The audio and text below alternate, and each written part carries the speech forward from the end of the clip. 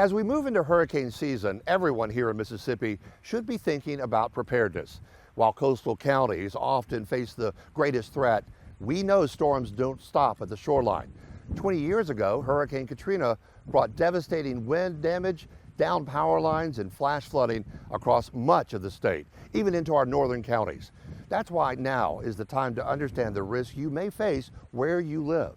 You need to look at the environment wherever you're living, the roads in and out of your area, flooding, wind, debris, things that are going to be there during that storm that are not normally there. So know your risk so you can have the rest of your family safe with you. You should know where your flood zones are, and if any rivers next to you, and especially along the coast, you should know where the surges attack the coastlines, especially down around Gulfport and Biloxi. Knowing where your elevation is relative to sea level will help you know your risk for storm surge. They should have a plan and get their disaster kits together.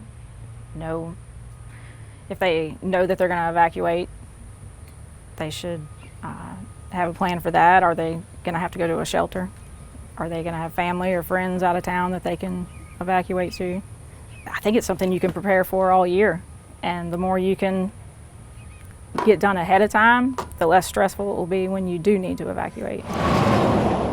We all need to take a closer look at our homes and surroundings. We need to identify potential structural vulnerabilities and be aware of hazards around your property, from loose outdoor items that can become dangerous in high winds to dead or weakened trees that could come down. There are simple steps that you can take now to reduce your risk before a storm even forms. For more information on assessing your risk and preparing, visit our website or download our mobile app for the tools and guidance that you need.